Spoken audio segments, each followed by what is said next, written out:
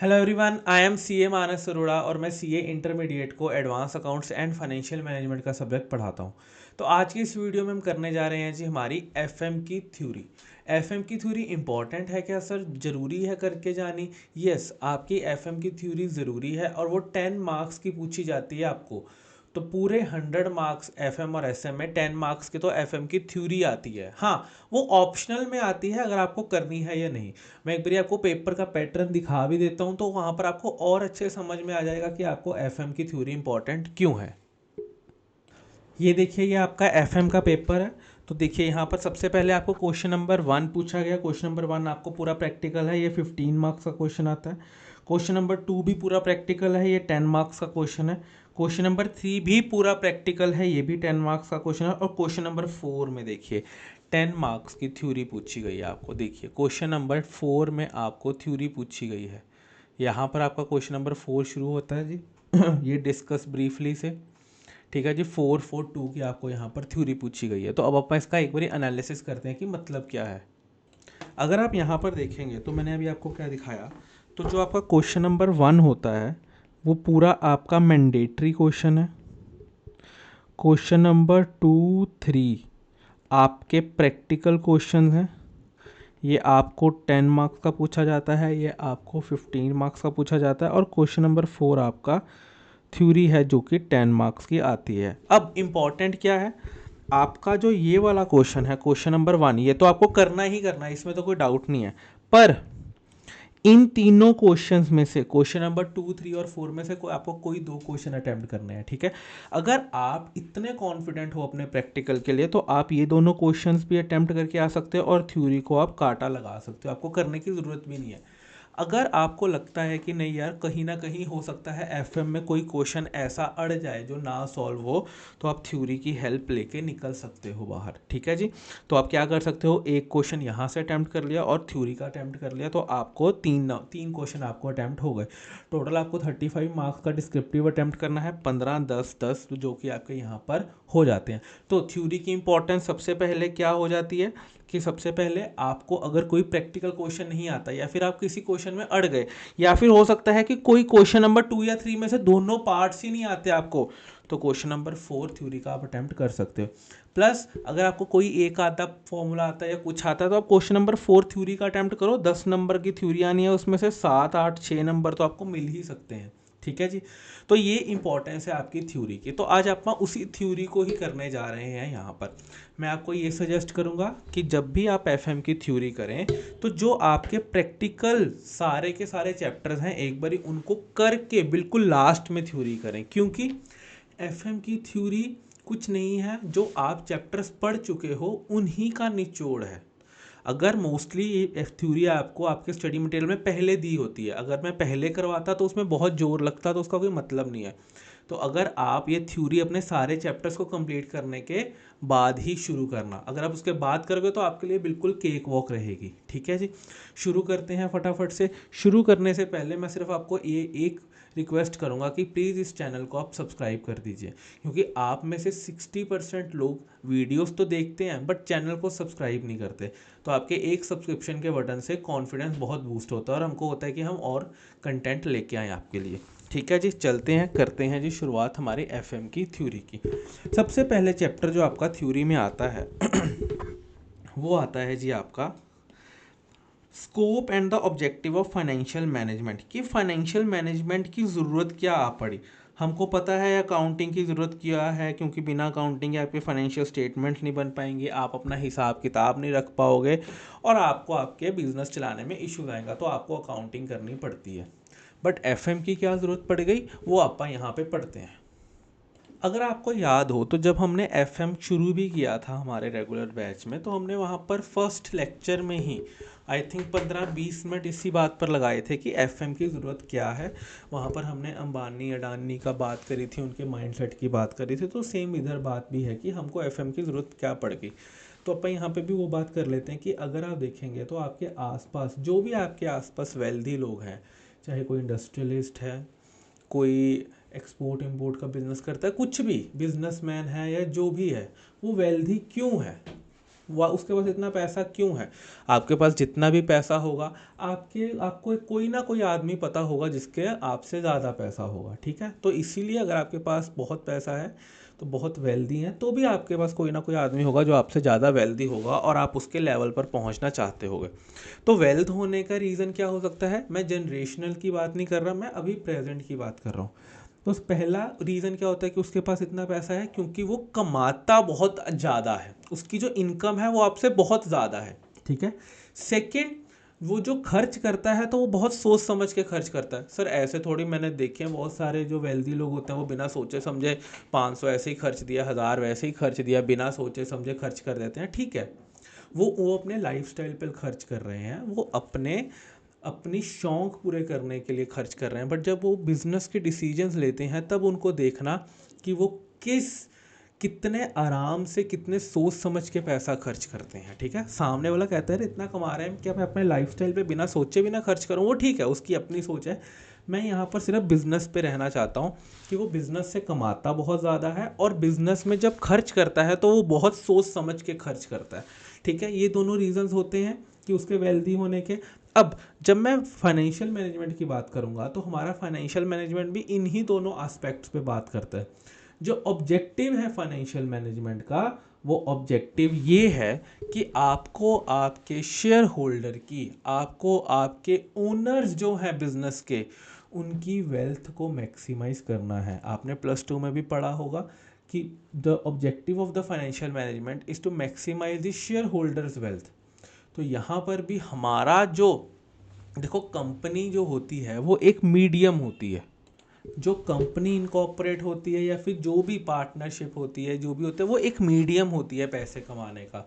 एक owner partnership या company को क्यों रन करता है? क्योंकि उसको अपनी वेल्थ बढ़ानी है, ठीक है? तो जो फाइनेंशियल मैनेजमेंट भी होती है उसका ऑब्जेक्टिव होता है कि वो अपने शेयर होल्डर्स की, जो हमारे ओनर्स हैं, उसकी वेल्थ को मैक्सिमाइज कर सके। कंपनी सिर्फ एक मीडियम है। हाँ, वो वेल्थ कैसे बढ़ेगी? जब कंपनी अच्छा प्रॉफिट कमाएगी। तो फाइनेंशियल मैनेजमेंट का ऑब्जेक्टिव ये है कि कंपनी का प्रॉफिट बढ़े, कंपनी के एसेट्स बढ़े, कंपनी की एफिशिएंसी बढ़े, which in turn will lead to the increase in the share holders wealth. तो ये रीज़न है फाइनेंशियल मैनेजमेंट करने का। नाउ फाइनेंशियल मैनेजमेंट क्या है? तो कहता था financial management is all about effective acquisition, effective allocation with the objective of making the profit for the owners. Effective acquisition का क्या मतलब हो गया? क्या यहाँ पर कोई कंपनी खरीदने की बात करी जा रही है? क्या यहाँ पर कोई दूसरा बिजनेस खरीदने की बात करी जा रही है? यहाँ पर बात करी जा रही है, इफेक्टिव एक्विजिशन का मतलब है कि जो भी फंड्स मैं एक्वायर करूँगा, अब बिजनेस को फंड्स चाहिए तो उसको फंड्स एक्वायर करने पड़ेंगे, तो कहता है वो इफेक्टिवली एक्वायर करो। इसका मतलब है कि वो क्या कह रहा है आपको, आपके फाइनेंसिंग डिसीजन के बारे में। क्या हमने फाइनेंसिंग डिसीजन में पढ़ा था कि जो भी मैं पैसा उठाऊंगा वो कैसे उठाऊंगा? तो यहाँ पर फाइनेंसिंग डिसीजन की बात कर रहा है कि मेरा जो फाइनेंसिंग डिसीजन है वो बहुत अच्छा होना चाहिए। इफेक्टिव एलोकेशन, कि जो पैसा मैंने उठाया है वो अच्छे से एलोकेट हो, ये नहीं जहां मन किया वहां पर लगा दिया, सोच समझ के लगाना है। तो क्या वो यहाँ पर अपने इन्वेस्टमेंट की बात नहीं कर रहा, इन्वेस्टमेंट डिसीजन की बात नहीं कर रहा? यस। फिर वो बात करता है with the objective of increasing the profit for the owners. Profit कैसे पहुंचेगा ओनर्स के पास? डिविडेंड के थ्रू। तो कितना डिविडेंड देना है, कितना डिविडेंड नहीं देना, वो भी क्या बात करता है? फाइनेंशियल मैनेजमेंट ही बात करता है। तो अगर आप नीचे देखेंगे इफेक्टिव एक्विजिशन में क्या होता है, कहाँ से पैसा कितने पे उठाना है, तो फाइनेंसिंग डिसीजन आ गया। पैसा जो उठाया हुआ है उसको एलोकेट कहाँ करना है, तो ये इन्वेस्टमेंट डिसीजन हो गया। और प्रॉफिट फॉर दी ओनर्स में जो है आपका डिविडेंड डिसीजन आ जाता है। तभी मैंने कहा था कि आप इसको तभी समझ पाओगे जब आपने सारे चैप्टर्स कर लिए होंगे, यहाँ पर ही आपको पता लग गया, ठीक है जी? तो ये फाइनेंशियल मैनेजमेंट में ये लाइन आपको याद रखनी है, क्योंकि कई बार क्या होता है कि थ्योरी में ये अच्छी लाइनें कहीं ना कहीं आपको लिखनी पड़ सकती हैं, ठीक है जी? अब determination as how much and how frequently the cash can be paid out of the profit, वो ये बात कर रहा है कि भैया कितना कैश देना है, कितना कैश नहीं देना, वो डिविडेंड डिसीजन बात करता है। तो क्या वो कहता था financial management revolve around financing, investment and dividend. यही तीन ही चीज़ें तो थी पूरे एफएम में जो अपन करते रह गए, चाहे फाइनेंसिंग डिसीजन हो, चाहे इन्वेस्टमेंट हो, चाहे डिविडेंड हो। तो वो यही बात कर रहा है आपको यहाँ पर भी कि भैया जो FM है वो तीनों के रिवॉल्व ही घूमता है। तो फाइनेंशियल, तो जो FM होता है it is the function of IFD, investment financing and dividend decision. अब कहता था value of the firm depends upon the investment financing decision and dividend decision, क्योंकि जितने ज़्यादा ये इफेक्टिव होंगे डिसीजन उतनी ज़्यादा जो है आपकी कंपनी की या फर्म की जो है आपकी प्रॉफिट बढ़ेगा, वेल्थ बढ़ेगा, which in turn will increase the wealth of your share holders. अब ये जो डिसीजंस है this can be classified into long term decision या शॉर्ट टर्म डिसीजंस। ठीक है, लॉन्ग टर्म डिसीजन में क्या होता है, इन्वेस्टमेंट फाइनेंसिंग और डिविडेंड। आज आप किसी प्रोजेक्ट में जाकर इन्वेस्ट कर रहे हो, वो आपको 10 15 20 साल बाद जाके रिटर्न देना शुरू करता है, तो भैया वो लॉन्ग टर्म प्रोसेस होता है। जब भी एक कंपनी इन्वेस्ट करती है तो वो सिर्फ ये नहीं देखती कि आज क्या ट्रेंड चल रहा है, वो ये देखती है कि भैया आने वाले टाइम में क्या ट्रेंड चलने वाला है।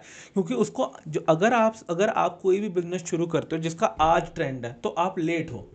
आपको शुरू करना है जिसका ट्रेंड काफ़ी टाइम के बाद आने वाला है, और अगर आप उसी से शुरू कर लोगे तो ठीक है जी।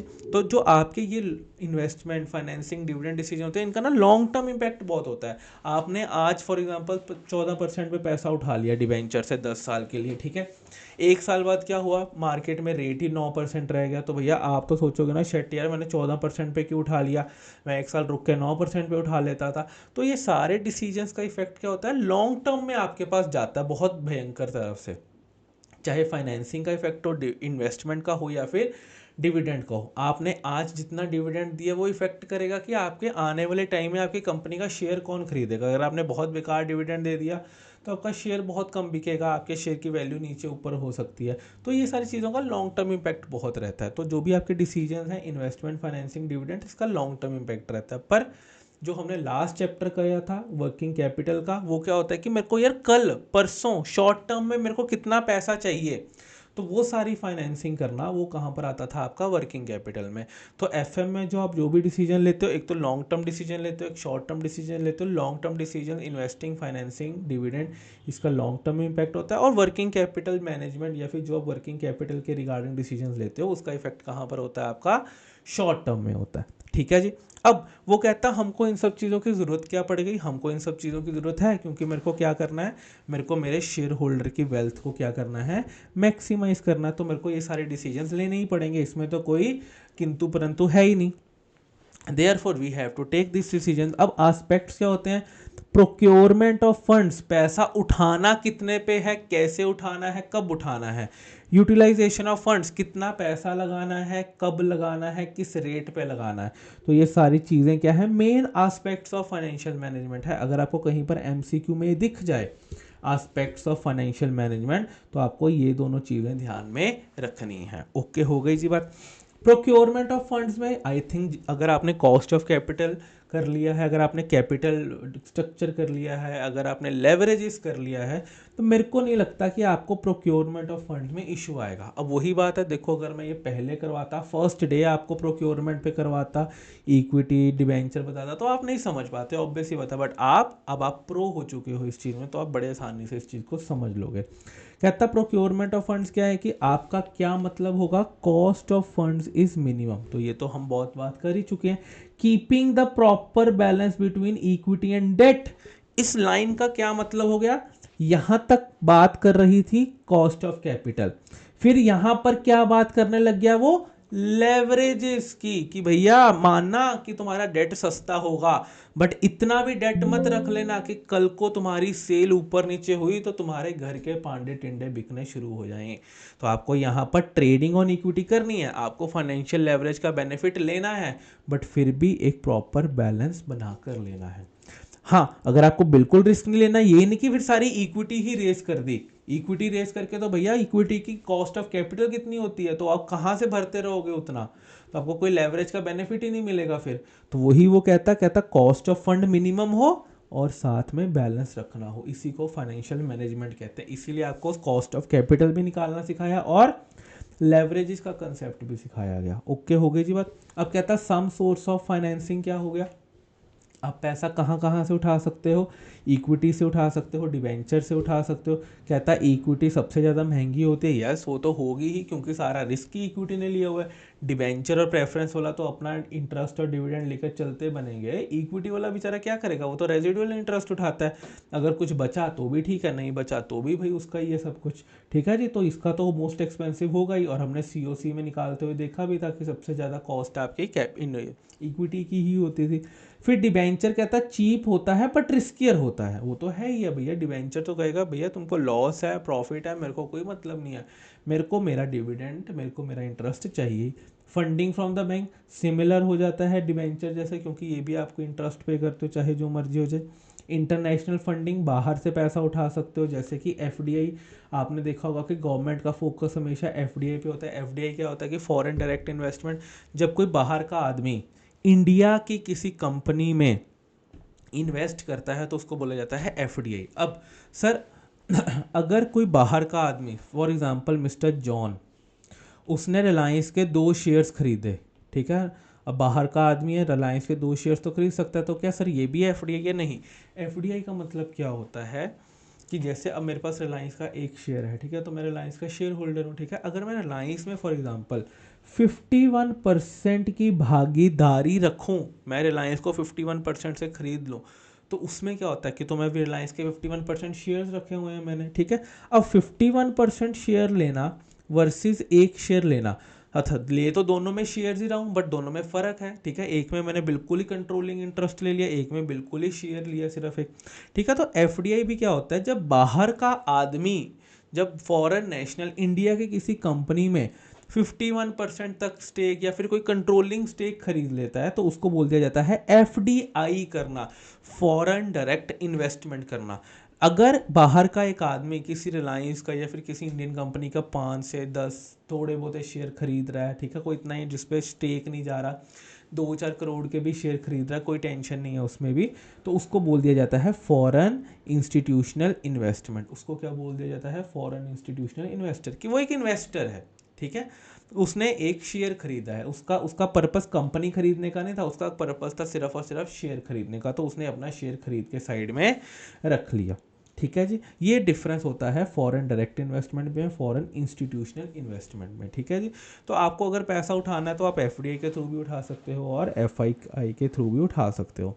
फिर एंजल इन्वेस्टिंग आती है। एंजल इन्वेस्टमेंट क्या होती है, ये मोस्टली स्टार्टअप्स के लिए होती है। जब स्टार्टअप नया नया शुरू करना होता है या फिर जो फर्स्ट फंडिंग मिलती है किसी भी स्टार्टअप को, उसको एंजल फाइनेंसिंग बोलते हैं। एंजल क्यों कहते हैं, देखो आज आपकी, अगर आज से 15-20 साल पहले दीपेंद्र गोयल, ठीक है, उसका नाम दीपेंद्र गोयल ही है ना, तो वो दीपेंद्र गोयल जाता कहता जी मेरे को पैसा दो, मेरे को जोमेटो शुरू करना है, मैं घर घर जाके फूड डिलीवरी करूँगा।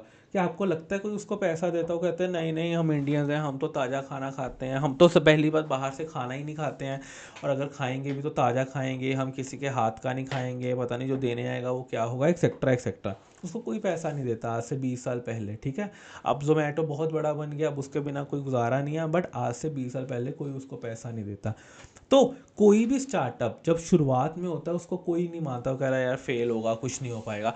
तो जो आदमी स्टार्टअप को सबसे पहले पैसे देता है कि जा यार तू कर, कोई बात नहीं, फेल होगा कोई बात नहीं, उसको बोल दिया जाता है एंजल इन्वेस्टर, क्योंकि वो भगवान का रूप होता है स्टार्टअप के लिए। वो एक एंजल बन के आया होता है, जब कोई विश्वास नहीं कर रहा था तब उसने उस पर विश्वास किया था, ठीक है जी। तो इसलिए उसको बोल देते हैं एंजल फाइनेंसर या एंजल इन्वेस्टर, ठीक है। तो आप जब फंड्स रेस करते हो वेल्दी, ये मोस्टली कौन होते हैं, ये मोस्टली ना वेल्दी लोग होते हैं, जिनको होता है कि यार तुम्हारा आइडिया तो अच्छा लग रहा है, मेरे को नहीं पता फिजिबिलिटी बनेगी या नहीं बनेगी, एक काम कर, मेरे पास ना 10 लाख रुपये 20 लाख रुपये ऐसे ही पड़ा फालतू का, तो एक काम कर, चल गया नहीं चल गया तो कोई बात नहीं, ठीक है। तो वो ऐसे आदमी होते हैं कि जो थोड़ा रिस्क लेते हैं, जो थोड़ा पंट लेते हैं कि देखे तो सही होता क्या है, ठीक है जी। तो एंजल इन्वेस्टर मोस्टली वेल्दी आदमी होते हैं और ये मोस्टली स्टार्टअप्स में यूज होता है। यहाँ पर हमने पढ़ लिया प्रोक्योरमेंट का, अब आ जाते हैं जी आप इफेक्टिव यूटिलाइजेशन ऑफ फंड्स पे। अब देखो आप फंड्स कहाँ कहाँ यूटिलाइज कर सकते हो। आपके पास पैसा आ गया, आप नया बिजनेस शुरू कर रहे थे, आपके पास पैसा आ गया, अब बताओ इस पैसे का क्या करोगे। या तो आप लॉन्ग टर्म फंड्स खरीद लोगे, या सॉरी आप लॉन्ग टर्म एसेट्स खरीद लोगे, मशीन खरीद लोगे, लैंड खरीद लोगे जो आपको काम आएगी, या फिर आप क्या कर दोगे, या फिर आप वो पैसा कहाँ डाल दोगे, वर्किंग कैपिटल में डाल दोगे, रोज़मर्रा के खर्चे खर्चे, सैलरी वैलरी, ये सारी चीज़ें देनी होती हैं, तो आप ये सारी चीज़ें कहाँ डाल दोगे, वर्किंग कैपिटल में डाल दोगे। तो आपके पास यही दो तरीके होते हैं कि आप कहाँ पर पैसा डाल सकते हो। फिर कहता है why financial management is important, या फिर इंपॉर्टेंस ऑफ फाइनेंशियल मैनेजमेंट। ठीक है, ये आपको पेपर में पूछ सकता है कि भैया फाइनेंशियल मैनेजमेंट क्यों इंपॉर्टेंट है। अब आप मेरे को बताओ क्यों इंपॉर्टेंट है फाइनेंशियल मैनेजमेंट, कि भैया कहीं आप ज़्यादा ओवर इन्वेस्ट ना कर दो फिक्स्ड एसेट में। एक मशीन की ज़रूरत थी, आपने तीन तीन खरीद ली, तो ये वाला डिसीजन कौन लेता है, आपका इन्वेस्टमेंट डिसीजन लेता है कि भैया कितना पैसा लगाना है, कितना रिटर्न आएगा, ये सारी चीज़ें आपको हेल्प करती है। Balancing the cash outflow and inflow, आपकी वर्किंग कैपिटल भाई कितना पैसा जा रहा है, कितना पैसा आ रहा है। अगर आपको याद हो तो मैंने हिंडाल्को का एग्जांपल दिया था, वहाँ पर मैं क्या बनाता था, वहाँ पर मैं एक कैश फ्लो बनाता था कि भैया डेटर से कितना पैसा आने वाला है, क्रेडिटर को कितना देना है, जो जो शॉर्टफॉल होता था वो अपना ट्रेजरी से मंगवाते होते थे। तो ये सारी चीज़ें क्या थी, हम एफएम का ही पार्ट था जो आपको हेल्प करता था कि भैया मेरे को कितना पैसा स्टॉक मतलब अपने रखना है। ठीक है, ensuring that there is a level of working capital, कि आपका वर्किंग कैपिटल सही हो। देखो आई मोटा मोटी एफएम का मकसद क्या है, आपके जितने चैप्टर हैं वो सारे इधर आ गए। इन्वेस्टमेंट डिसीजन आ गया, वर्किंग कैपिटल आ गया, यहाँ पे भी देखो वर्किंग कैपिटल आ गया। Setting the sales target that will deliver the growth. अब आपको लगता है कि भैया एटलीस्ट अगर 1 लाख रुपया डेटर से अगले महीने आएगा तो ही मेरा काम चल पाएगा, तो ही मेरे को कॉस्ट ऑफ फंड्स कम रहेंगी। तो आप सेल्स वाले को कहोगे अरे भैया सेल्स वाले अगले महीने कम से कम 1 लाख रुपए की सेल कर देना कैश की, सो दैट मेरे पास 1 लाख रुपया आता रहे। अब पीछे से हुक्म आया कि 1 लाख रुपया चाहिए सेल्स में से, तभी आपने अपना सेल्स टारगेट सेट किया, जो टारगेट अचीव करेगा उसको बोनस मिलेगा। तो ये सारी चीज़ें कहाँ से आती है, पीछे से आती हैं, ताकि आपको पता लगे कि अच्छा यार कंपनी को इतना पैसा चाहिए, इतना पैसा कहाँ से आएगा, सेल से आएगा। कहता है increasing gross profit by setting the correct pricing for the products and services. आपको पता हो कि आपके जो प्रोडक्ट का ग्रॉस प्रॉफिट है वो आपको कितना रखना है, कितना नहीं रखना। तो ये सारी चीज़ें कैसे होंगी, जब आप फाइनेंशियल मैनेजमेंट के लिए फाइनेंशियल मैनेजमेंट करोगे और वहाँ से अपने रिजल्ट्स को डिराइव करोगे। ठीक है, aspects in the financial management क्या आते हैं, कि आपका जो फाइनेंशियल मैनेजमेंट है उसमें क्या क्या होता है, क्या क्या नहीं होता, वो आता है आपका एस्पेक्ट्स में।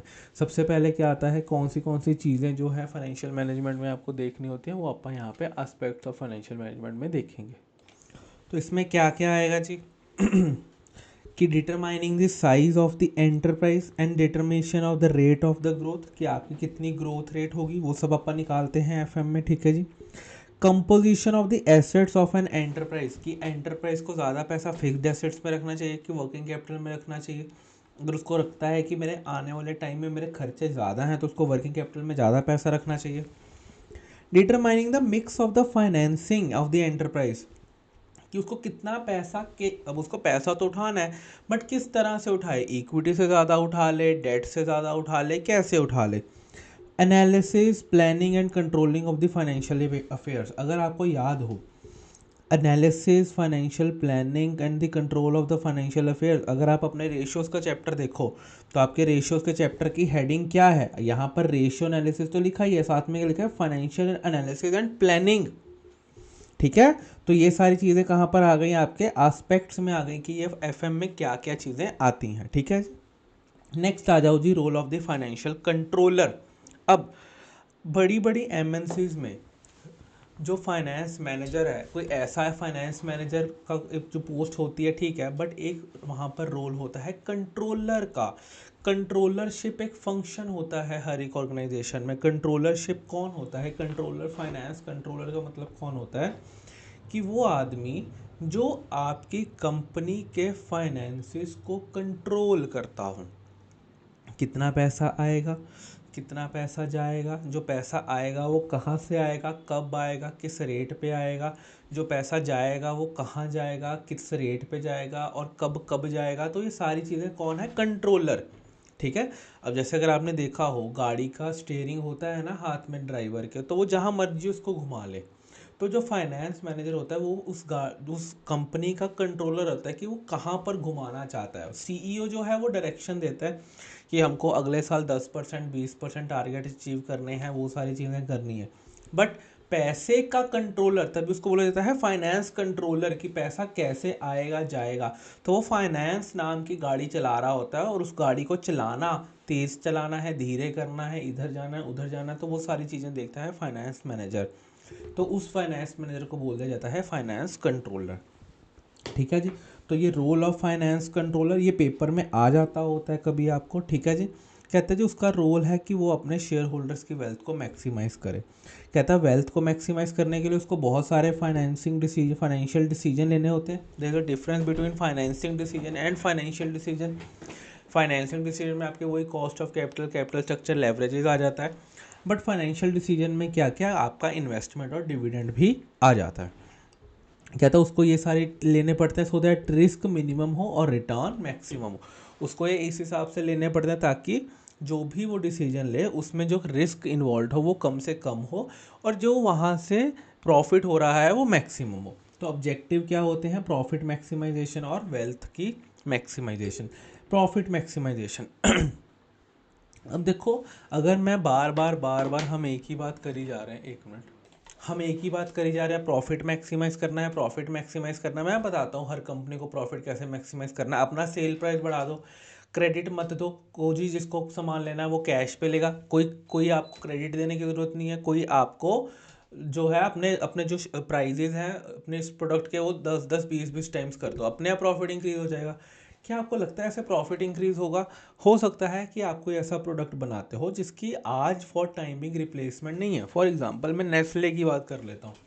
नेस्ले के पास मैगी है, आज मैगी 10 रुपये की मिल रही है, वो 20 रुपये की कर दे, सेल कम हो जाएगी, ठीक है। अब आपको पहाड़ों वाली मैगी खानी होती है तो आज वहाँ पर 60 रुपये की मैगी मिलती है, हो सकता है 70-80 की हो जाए, चलो आप फिर भी खा लोगे। सेल थोड़ी सी डिप करेगी बट ज़्यादा नहीं करेगी। अब लोग तो डिससेटिस्फाई होंगे, ऐसे थोड़ी होता है यार रेट बढ़ा दिया ये वो। साथ ही कोई और कॉम्पिटिटर खुल जाएगा, वो 12 रुपये की मैगी कर देगा, वो अपनी 12 रुपये के नूडल्स कर देगा, तो सारे उधर शिफ्ट हो जाएंगे। आपने प्रॉफिट तो इंक्रीज कर लिया एक टाइम पर आके, बट आपकी जो कस्टमर बेस है वो हिल के चला गया, वो ख़त्म हो गया।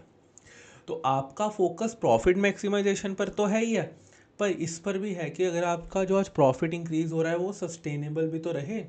ये थोड़ी है कि इस साल आपने 100 रुपये का प्रॉफिट कमा लिया, अगले साल 10 रुपये के लिए भी लाले पड़े हुए हैं। ये कैसी फाइनेंशियल मैनेजमेंट थी? ये ऐसे कैसे शेयर होल्डर की वेल्थ को मैक्सिमाइज करोगे? आपको लगता है नेस्ले के शेयर होल्डर ये सारी चीज़ों से खुश होंगे? जब भी, अगर आपने कभी देखा हो, जब भी कोई कंपनी अपना रेट बढ़ाती है, जैसे कि मोस्टली आपने देखा होगा जब भी रिचार्ज के रेट बढ़ते हैं तो एयरटेल और जियो का शेयर प्राइस बढ़ जाता है, क्योंकि शेयर होल्डर्स बहुत खुश होते हैं। वो कहते हैं भैया मज़ा आ गया, कंपनी ने रेट बढ़ा दिए हैं, 10-10 20-20% से प्रॉफिट बढ़ेगा, हमारी वेल्थ बढ़ेगी। बट कंपनी को इस हिसाब से बढ़ाने पड़ते हैं कि उनकी जो इंटैक्ट रहे, उनकी जो कस्टमर्स हैं वो इंटैक्ट रहे। तभी आपने देखा होगा अगर एयरटेल 20% रेट बढ़ाता है तो साथ में जियो भी 20% बढ़ा देता है। अब इंसान जाए तो जाए कहाँ? वोडाफोन आइडिया का सिग्नल नहीं आता, BSNL की सर्विस नहीं पसंद, तो आपके पास यही दोनों चीज़ें बचती हैं।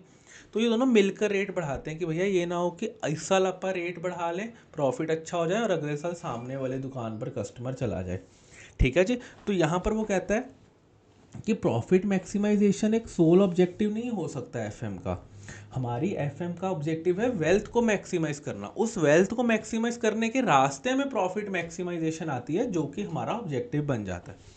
कहता है it has a limited objective, ठीक है जी। If the profit is given undue advantage and the number of problems can arise. अगर आप प्रॉफिट प्रॉफिट प्रॉफिट करते रहोगे तो बहुत सारी दिक्कतें आ सकती हैं। सबसे पहला कहता term profit does not clarify what does it exactly means. कहता प्रॉफिट में बी इन शॉर्ट टर्म और long term period, it may be total profit और रेट ऑफ प्रॉफिट। प्रॉफिट बढ़ाना, ग्रॉस प्रॉफिट की परसेंटेज बढ़ानी है। पहले मेरी ग्रॉस प्रॉफिट की परसेंटेज 70% थी, मैंने अपनी प्रोडक्शन एफिशिएंसी को इंक्रीज़ किया, वो जाकर 80-85 हो गई, तो मेरा रेट ऑफ प्रॉफिट बढ़ गया। तो अगर मैं पहले 100 रुपये का सामान बेचता था तो आज मेरा 85 का ग्रॉस प्रॉफिट हो रहा है, और मेरा जो नेट प्रॉफिट है वो भी प्रोपोर्शनेटली बढ़ जाता है। एक होता है कि मेरे को अमाउंट ऑफ प्रॉफिट बढ़ाना है, कि भैया मेरे को नहीं पता, मेरे को तो ज़्यादा से ज़्यादा प्रॉफिट कमाना है। तो सबसे पहले कहता प्रॉफिट, जब मैं कहता हूँ प्रॉफिट को मैक्सिमाइज करना, तो इसका मतलब ये नहीं है, कहता वो क्लैरिफाई नहीं करता कि भैया उसका मतलब क्या है, रेट ऑफ प्रॉफिट इंक्रीज करना या फिर अमाउंट ऑफ प्रॉफिट इंक्रीज करना, दोनों में डिफरेंस है। सेकेंड कहता profit maximisation has to be tempered with the realisation of risk involve. कहता many risk propositions yield higher profit. कहता देखो आपको प्रॉफिट बढ़ाना है, शुरू से रौला डाला हुआ है एफएम का, प्रॉफिट बढ़ाओ प्रॉफिट बढ़ाओ प्रॉफिट बढ़ाओ। फाइनेंस मैनेजर का दिमाग ख़राब कर रखा है। फाइनेंस मैनेजर कहता है एक काम करो, ड्रग्स का बिजनेस कर लो, बात ख़त्म करो। उसमें बहुत सारा प्रॉफिट है, कर लो वो वाला बिजनेस, शुरू करते हैं। 100 रुपये का सामान आता है, 1-1 हज़ार 2-2 हज़ार तक भी बिकता है, वो वाला बिजनेस शुरू करते हैं, बंद कर देते हैं ये वाला बिजनेस। तो क्या आप उस बिजनेस में जाओगे? नहीं जाओगे। वो कहता है भैया प्रॉफिट बढ़ाना है, साथ में ये भी देखो कि वो कौन से रिस्क लेके आ रहा है आपके साथ। ठीक है जी। तो उन सारी चीज़ों को भी ध्यान में रखना है। कई बार क्या होता है कि हायर रिस्क के साथ हायर प्रॉफिट आता है। आप अपनी सब्सटेंशियल इन्वेस्टमेंट कर दो एक रिस्क वेंचर में और उसमें से कुछ निकला ही ना, वेल्थ बढ़ाने जाने थे, लोन ले लिया, लोन की वजह से आपकी वेल्थ कम हो गई।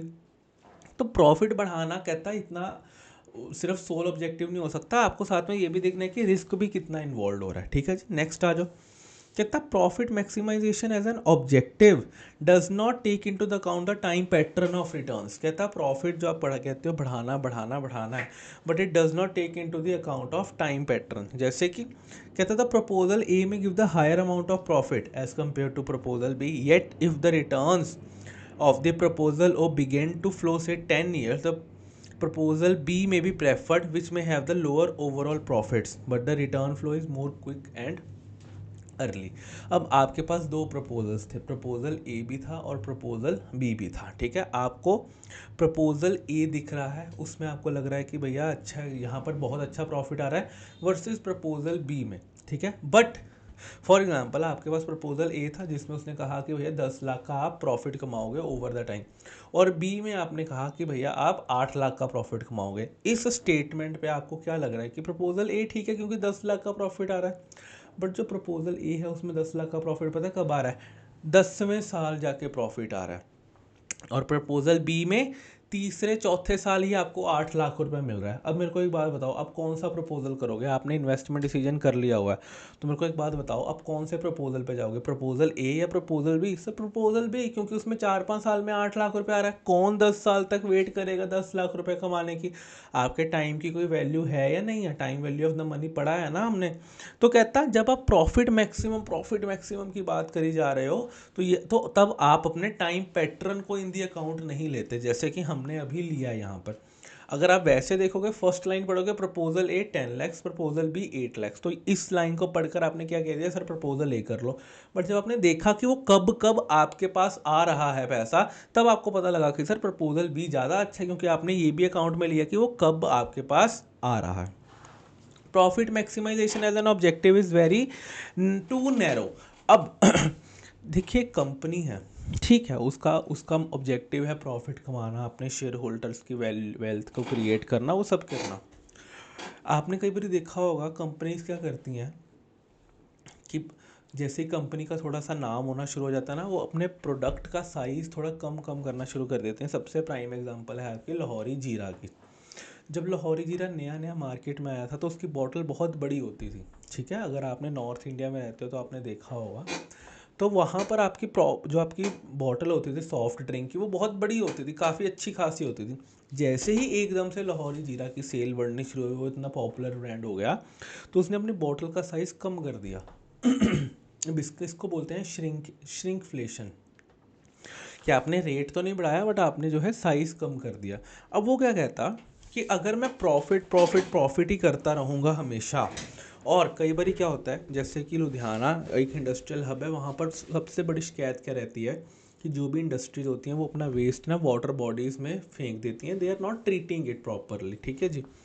तो अब उस केस में क्या होता है कि बहुत बड़ी फैक्ट्री है, ठीक है, तो आसपास जो लोग रहते हैं वो लोग प्रोटेस्ट करते हैं कि भैया आप लोग यहाँ पर क्यों वेस्ट डालते हो, वाटर बॉडीज़ ख़राब होती हैं, हमारा हाइजीन ख़राब होता है, एक्सेट्रा एक्सेट्रा, ये सारी चीज़ें होती हैं।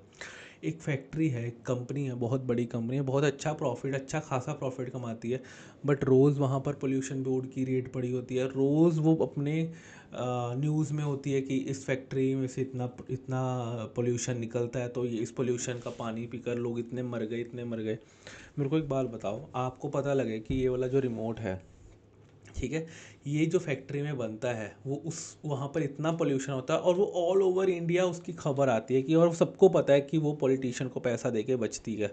तो मेरे को एक बात बताओ, क्या आप जब मार्केट में जाओगे तो क्या आप ये प्रोडक्ट खरीदोगे? आप कहोगे, आपके दिमाग में एक बार ही तो आएगा यार ये ना बड़ा गलत है ये। जहाँ पे बनता है प्रॉफिट तो वो कमाते हैं, सस्ता आपको बाकी कॉम्पिटिटर से सस्ता मिलता है क्योंकि उनकी कॉस्ट ही कम है। वो अपना वेस्ट तो रिसाइकल करते नहीं, तो ऑब्वियसली बात उनकी कॉस्ट कम है और मार्केट में मिलता भी सस्ता है, बाकी 10 रुपये महंगा मिलता है। आप कहोगे यार जहाँ पर ये बनता है ना वहाँ बहुत अत्याचार हो रहा है, बहुत एक्सप्लॉयटेशन हो रही है, बहुत चीज़ें हैं वहाँ पर, चाइल्ड लेबर है, चाइल्ड को मार मार के काम करवाया जाता है, तो ये सारी चीज़ें होती हैं। तो मेरे को एक बात बताओ कि आपके मन में एक बार ही आएगा यार छोड़ो यार 10 रुपये महंगा ले लेंगे बट इस कंपनी का प्रोडक्ट नहीं लेना।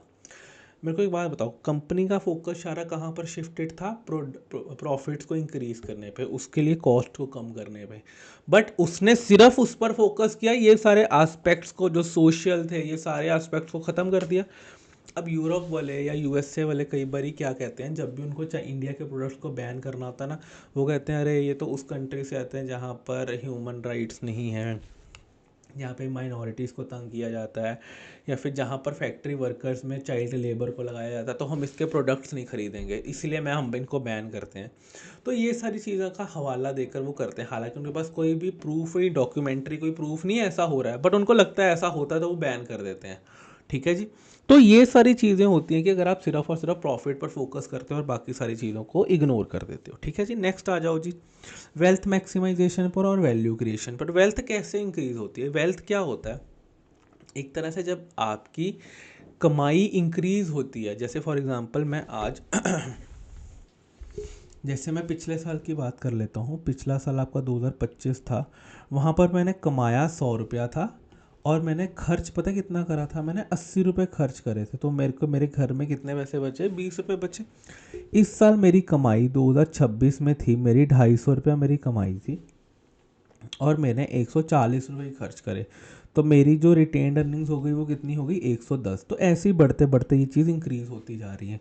तो अगर आप देखोगे पिछले साल मेरी 20 रुपये वेल्थ में ऐड हुआ था, जाके वेल्थ में ऐड होने का मतलब है कि मैंने तिजोरी में जाकर कितना पैसा रखा था? 20 रुपये, क्योंकि वो मेरे को बच गया था।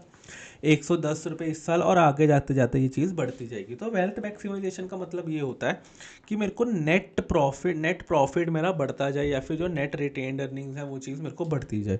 तो वेल्थ का मतलब क्या होता है? Present value of benefits minus present value of cost. जैसे कि मैंने कहा मैंने 100 रुपये की सेल करी, उसमें से 80 रुपये मेरे खर्चा हो गया, तो मेरा कितना बचा? 20 रुपये बचा। ठीक है जी, ये सारी चीज़ें यहाँ पर मैं देख रहा हूँ। आगे बात कर लेते हैं। कहता to increase the wealth enterprise को क्या करना है? अपने कैश फ्लो पर ध्यान देना है, अब अकाउंटिंग प्रॉफिट पर ध्यान नहीं देना, अपने किस पर ध्यान देना है? अपने कैश फ्लो पर। क्योंकि अकाउंटिंग प्रॉफिट तो क्या होता है कि वो अकाउंटिंग स्टैंडर्ड्स को ध्यान रख के किया जाता है, वो सब किया जाता है, बट एक्चुअली में पैसा कैसे बनता है? कैश फ्लो अगर आपका अच्छा है वैसे। कॉस्ट बेनिफिट एनालिसिस करना पड़ता है कि जितना पैसा मैं लगा रहा हूँ क्या मेरे को उसमें से उतना बेनिफिट भी हो रहा है क्या? Application of time value of money, आपको ये देखना है कि भैया मेरे जो पैसा दे रहा हूँ वो जब वापस आ रहा है तो क्या वो टाइम वैल्यू ऑफ मनी को ध्यान में रखते हुए आ रहा है कि नहीं आ रहा। आज मैंने किसी को 100 रुपया उधार पे दिया, उसने 1 साल बाद मेरे को 105 रुपये वापस कर दिया, कहता चल 5 रुपये तेरा ब्याज।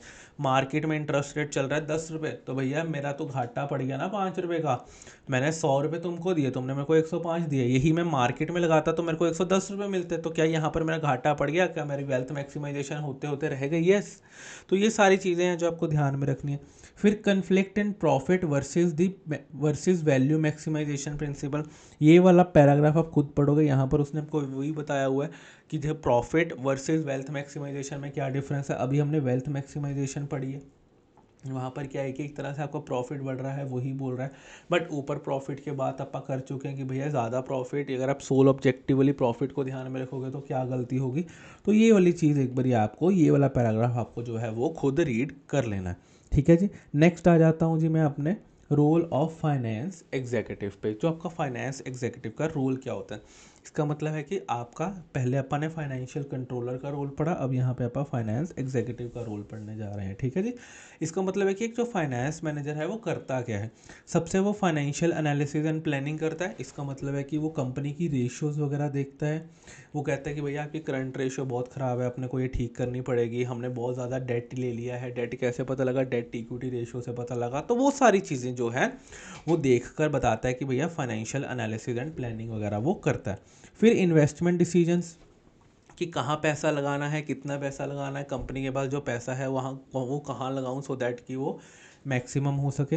Financial and capital structuring decisions, तो ये सारे डिसीजन कहाँ से पैसा उठाना है, किस रेट पे उठाना है, कब कब उठाना है, तो ये सारी चीज़ें भी कौन देखता है, फाइनेंशियल एग्जीक्यूटिव देखता है। Management of financial resources such as working capital, की जो मेरे पास पैसा है उसको कैसे रखूँ, फिक्स्ड में कितना रखूँ, वर्किंग कैपिटल में कितना रखूँ, तो ये सारी चीज़ें वो देखता है। रिस्क मैनेजमेंट, देखो कोई भी बिजनेस बिना रिस्क के नहीं चल सकता, बट फाइनेंस वाले आदमी को ये देखना पड़ता है कि मैं पैसा तो कमाऊं बट रिस्क को भी कंट्रोल में रखूं।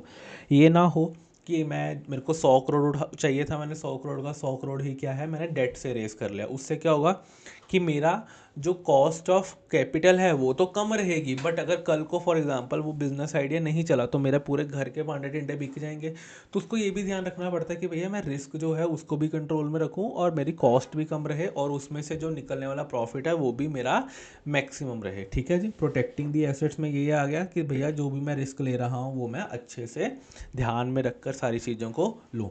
फिर फाइनेंशियल डिस्ट्रेस एंड इंसॉल्वेंसी का क्या मतलब होता है। अब मेरे पास रिलायंस का शेयर है, ठीक है, एक शेयर हो, मेरे पास रिलायंस का शेयर है, एक ही शेयर है। मेरे को एक बात बताओ, क्या रोज़मर्रा के डिसीजन में मेरे को अंबानी साहब इन्वॉल्व करते हैं? नहीं, वो सिर्फ साल के एंड में आते हैं, एजीएम करते हैं रिलायंस की, बताते हैं कि रिलायंस ने क्या क्या किया, क्या क्या करना है, और अपने पिछले साल का प्रॉफिट प्रोजेक्ट कर देते हैं। ये तो यही सारी चीज़ें वो लोग करते हैं। ठीक है, रोज़मर्रा के तो डिसीजन में मेरा पूछ किछ नहीं है। कई बार क्या होता है, जब कंपनी अच्छा परफॉर्म नहीं ना कर रही होती तो उसके शेयर होल्डर्स हैं, तो वो शेयर होल्डर ना मैनेजमेंट को ज्ञान देना शुरू कर देते हैं, अरे यार तुम ये क्यों बेकार इन्वेस्टमेंट कर रहे हो, पहले ही कंपनी घाटे में चल रही है, तुमको पता नहीं है कंपनी डूब जाएगी ये रिस्की इन्वेस्टमेंट करने के। जैसे जैसे कि फॉर एग्जांपल जब जोमेटो ने ब्लिंकिट को ख़रीदा था, तब जोमेटो खुद एक बहुत ज़्यादा लॉस मेकिंग कंपनी थी। तो लोगों ने इतना ज़्यादा क्वेश्चन किया था उस टाइम पर कि भैया जोमेटो खुद तुम इतना लॉस मेकिंग कंपनी हो, तुम ब्लिंकिट जो भी खुद भी एक लॉस मेकिंग कंपनी है, तुम उसको क्यों खरीद रहे हो। वहाँ पर इतना क्वेश्चन किया था लोगों ने, इतना क्वेश्चन, उसका शेयर लोग बेचना शुरू कर दिया, ये कर दिया वो कर दिया। हालांकि जब लिस्ट होने से पहले ही उसने ये सब कर लिया था आई थिंक, बट फिर भी इतना नेगेटिव मार्केट में सेंटीमेंट चला गया था, तुमने ये क्या किया वो क्या किया। अब वहाँ पर क्या होता है, अब मेरे को बताओ, क्या ब्लिंकिट खरीदना जोमेटो का सबसे अच्छा डिसीजन था या नहीं था? बिल्कुल था।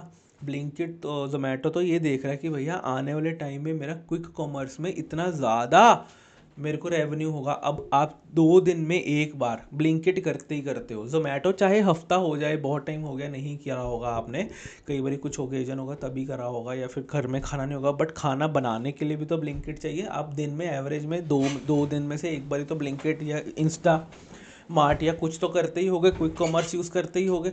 तो वही देखो, अब वहाँ पर फॉर एग्जांपल अगर ये लिस्टेड कंपनी होती जोमेटो जो कि घाटे में होती है और वो ब्लिंकिट खरीदना चाहती, तो शेयर होल्डर कभी भी ना मानते, वो कहते भैया पहले तुम अपना घाटा तो ठीक करो तब जाके लेना।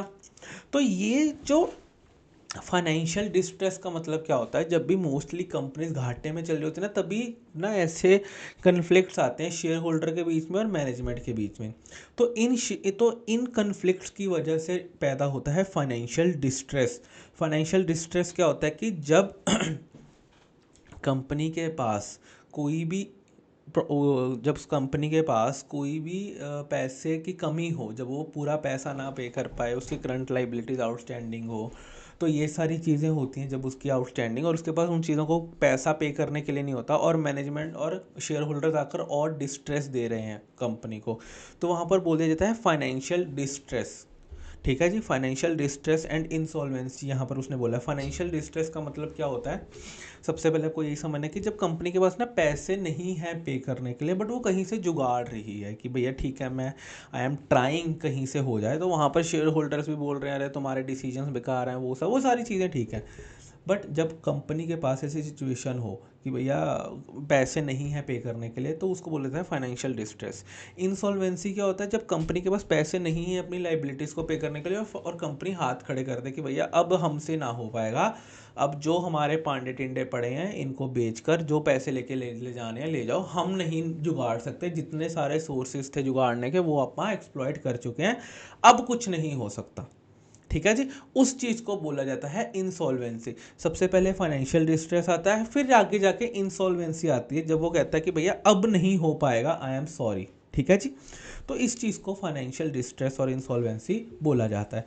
फिर आके आ जाता हूँ फाइनेंशियल मैनेजमेंट पे और अकाउंटिंग पे। देखिए अकाउंटिंग क्या होता है, अकाउंटिंग अपने एक प्रिंसिपल से चलती है। अकाउंटिंग का ऑब्जेक्टिव शेयर होल्डर्स की वेल्थ को मैक्सिमाइज़ करना नहीं होता। अगर अकाउंटिंग का ऑब्जेक्टिव शेयर होल्डर की वेल्थ को मैक्सिमाइज़ करना होता तो वो विंडो ड्रेसिंग हो जाती है, ठीक है। तो आपने पूरी अकाउंटिंग में आपने +1 में पढ़ी, +2 में पढ़ी, फाउंडेशन में पढ़ी, बीकॉम में पढ़ी होगी, और आपने अगर इंटर में भी पढ़ी होगी अकाउंटिंग, तो वहाँ पर भी अगर आपने देखा होगा तो कहीं पर ये नहीं लिखा कि मेरे को अपने ओनर्स की वेल्थ को मैक्सिमाइज़ करना है। उसका मतलब ये होता है कि कंपनी ने जो भी करा, सही करा, गलत करा, नहीं करा, जो भी करा, उसको प्रॉपरली अपने फाइनेंशियल स्टेटमेंट्स में उसको डिक्लेयर करना कि भैया कंपनी ने ये करा था, आगे जाकर ये हो सकता है, ये प्रोविजन बना रखी है। उसका काम होता है कि फाइनेंशियल स्टेटमेंट्स हैं उनको सही तरीके से शेयर होल्डर को प्रेजेंट करना। वो कहेगा देखो भैया ये है, अब देखो तुमको जो करना है जो नहीं करना। बट एफएम का मतलब क्या होता है, अपने शेयर होल्डर्स की वेल्थ को मैक्सिमाइज करना, ठीक है जी। तो ये दोनों चीज़ों में बहुत डिफरेंस होता है फाइनेंशियल मैनेजमेंट में और अकाउंटिंग में। ट्रीटमेंट ऑफ फंड्स की बात कर लेता हूँ मैं। ट्रीटमेंट ऑफ फंड्स में क्या होता है कि अगर आप देखोगे अकाउंटिंग में जो भी आप अपने फंड्स देखते हो या जो भी आप अकाउंटिंग करते हो वो आप एक्रूअल बेसिस पर करते हो। एक्रूअल बेसिस पर क्या होता है कि जो भी आपने खर्चा आपने कर लिया या फिर जो आपका ड्यू हो गया, वहाँ पर मैचिंग प्रिंसिपल्स को यूज़ करते हो कि भैया जो इस साल का खर्चा था वो इस साल में आएगा, जो इस साल की इनकम है वो यहाँ पर आपकी इस साल में आएगी। बट आप फाइनेंशियल मैनेजमेंट में जब आप देखोगे तो वहाँ पर आप टाइम वैल्यू ऑफ मनी का कंसेप्ट लगाते हो। आप वहाँ पर प्रेजेंट वैल्यू, फ्यूचर वैल्यू की ये सारी चीज़ों के साथ आप अपने आंसर्स निकालते हो। बट अकाउंटिंग में आप क्या करते हो, आप एक्रूअल का देखते हो चीज़ों को, ठीक है जी। वो इसलिए यहाँ पर वही कह रहा है, कहता है डिसीजन मेकिंग। अगर आप बात करो फाइनेंशियल मैनेजमेंट वाला आदमी ठीक है या अकाउंटेंट ठीक है, तो देखो दोनों आदमी ही अपना अपना अपना ठीक है। अकाउंटिंग वाले का मकसद क्या है, अकाउंटिंग वाले का मकसद है कि भैया अच्छी तरह से अपने जो है रिपोर्ट्स बनाना। फाइनेंशियल मैनेजमेंट का मतलब है कि भैया जहाँ पर वो रिपोर्ट्स बना के मेरे को देगा अकाउंटेंट, जहाँ पर वो मेरे को बैलेंस शीट बना के देगा, वहाँ से मेरे को डिसाइड करना कि भैया आगे क्या करना है। अगर मेरी बैलेंस शीट में ऑपरेशन से कैश फ्लो नेगेटिव आ रहा है तो और अगले साल मेरे को देखना पड़ेगा कि भैया मेरे को अपनी सेल बढ़ाने पर फोकस करना होगा, मेरे को मेरे डेटर्स कलेक्शन पीरियड को ठीक करना होगा, मेरे को मेरी करंट एसेट्स को ठीक करना होगा, मेरे को मेरी वर्किंग कैपिटल को ठीक करना होगा। तो कहने का मतलब क्या है कि जहाँ पर आपकी अकाउंटेंट का काम ख़त्म होता है वहाँ पर आपके फाइनेंशियल मैनेजमेंट वाले आदमी का काम शुरू हो जाता है। अकाउंटेंट आपको रिपोर्ट बना के देता है, उस रिपोर्ट को देखकर आप देखते हो कि अच्छा यार पिछले साल ये काम किया है, अगले साल ये काम करना पड़ेगा। तो जो काम करना पड़ेगा, पैसा जल्दी कलेक्ट करना पड़ेगा, सेल इतनी करनी पड़ेगी, इतना डिस्काउंट दे सकता हूँ मैं क्या या नहीं दे सकता, मैं यहाँ पर पैसा इन्वेस्ट कर सकता हूँ या नहीं कर सकता। तो ये सारी चीज़ें कहाँ आ गई, आपकी फाइनेंशियल मैनेजमेंट में आ गई।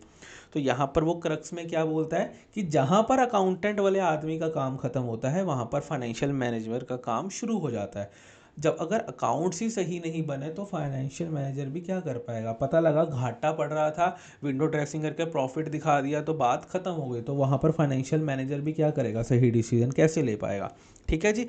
Agency cost, agency problem and agency cost. तो अपन ने ऊपर अभी बात करी थी फाइनेंशियल डिस्ट्रेस की। फाइनेंशियल डिस्ट्रेस क्या सिचुएशन है कि कंपनी के पास पैसा नहीं है, ठीक है, कंपनी अपने फाइनेंसिस के साथ जूझ रही है, उसको अपनी लाइबिलिटीज़ वगैरह को पे करना है। ऊपर से शेयर होल्डर आ रहा है, पीछे से बोली जा रहा है तुमको कंपनी नहीं चलानी आती, तुमको ये नहीं आता, तुमने मेरा पैसा डुबो दोगे, ये कर दोगे, वो कर दोगे। तो ये सारी चीज़ें वो वहाँ पर शेयर होल्डर बैठ के कर रहे हैं। अब कई बार शेयर होल्डर्स को क्या होता है कि यार इन लोगों से ना कंपनी नहीं चल रही है, काम करते हैं अपन सब लोग मिलकर ना एक बंदा अपॉइंट करते हैं बोर्ड पे। मतलब कंपनी में एक बंदा अपॉइंट करते हैं जो इन सब पर निगरानी रखेगा, क्योंकि अप्पा तो रोज़, अब मैं रोज़मर्रा रिलायंस के ऑपरेशन थोड़ी देख सकता हूँ, इतनी कंपनी है रिलायंस की, मैं कहाँ से देख सकता हूँ। तो मैं एक काम करूँगा, अप्पा सारे शेयर होल्डर मिलकर ना एक बंदा अपॉइंट कर देंगे रिलायंस में जो इन सब पर नज़र रखेगा कि भैया ये काम सही से कर रहे हैं कि नहीं कर रहे। अब मैनेजर, अगर आप मैनेजमेंट की बात करें, डायरेक्टर्स की बात करें, उनको भी नहीं अच्छा लगेगा। किसको अच्छा लगता है यार मेरे काम को निगरानी रखने के लिए कोई आदमी अपॉइंट किया मेरे शेयर होल्डर्स ने। तो ये सारी चीज़ों की वजह से क्या होता है, देखो आप बंदा रखोगे, उसके खर्चा दोगे, फिर वहाँ पर मैनेजमेंट भी क्या है, डीमोटिवेट फील करेगी, वो कहेगा यार ठीक है यार जो तुम कहोगे वो करेंगे, ठीक है, हम अपना दिमाग ही नहीं लगाते।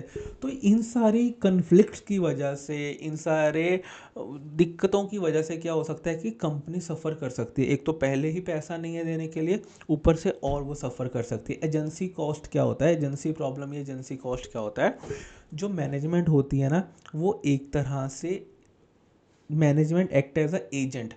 मैनेजमेंट क्या होता है कि वो एजेंट होती है शेयर होल्डर्स की, ठीक है। अब जैसे कंपनी कल को कोई जाके प्रोजेक्ट में इन्वेस्ट करती है तो अपन कहेंगे कि शेयर होल्डर्स तो हम हैं, हमारा पैसा लगा हुआ है, बट हमारे जो डायरेक्टर्स हैं वो हमारे एजेंट हैं, हमारे बिहाफ पे जाके प्रोजेक्ट को इम्प्लीमेंट कर रहे हैं।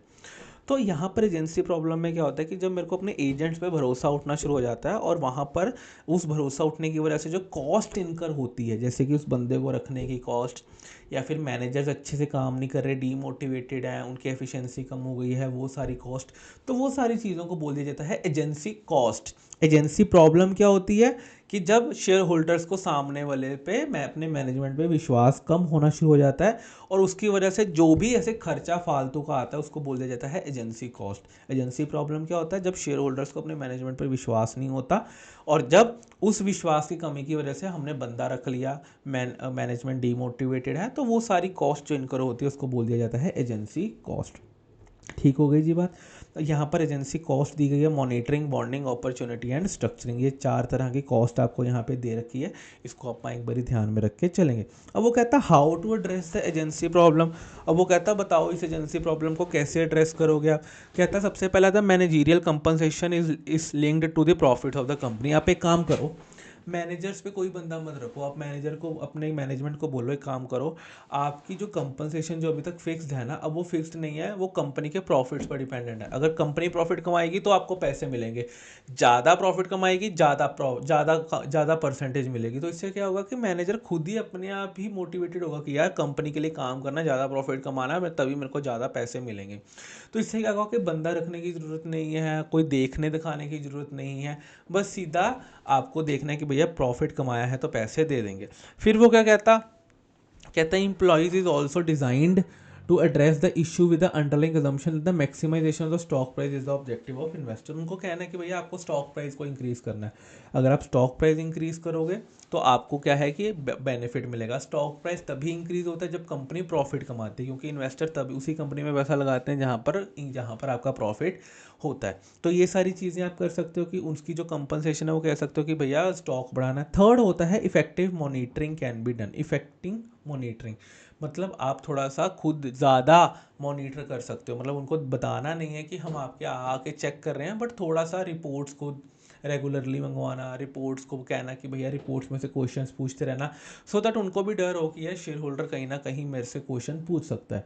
तो ये सारी 3 चीज़ें आप कर सकते हो एजेंसी प्रॉब्लम्स के लिए। ये जो एजेंसी प्रॉब्लम और एजेंसी कॉस्ट वाला पॉइंट है इसको थोड़ा अच्छे से करके जाना, कई बार क्वेश्चन आ सकता है इसमें से, ठीक है। ठीक है जी, यहाँ पर आपका फर्स्ट चैप्टर ख़त्म होता है थ्योरी का। अगर आपको भी लगता है, अगर आपको इस चैनल से कोई भी वैल्यू एडिशन होती है तो प्लीज़ इस चैनल को सब्सक्राइब ज़रूर कर लीजिए और इसको अपने फ्रेंड्स के साथ शेयर भी कर दीजिए। आपके एक सब्सक्रिप्शन के बटन से हमको बहुत ज़्यादा कॉन्फिडेंस मिलता है। आपका वही सब्सक्रिप्शन का बटन हमारा मोटिवेशन का रीज़न बनता है। ठीक है जी, थैंक यू वेरी मच, मिलते हैं जी नेक्स्ट वीडियो में।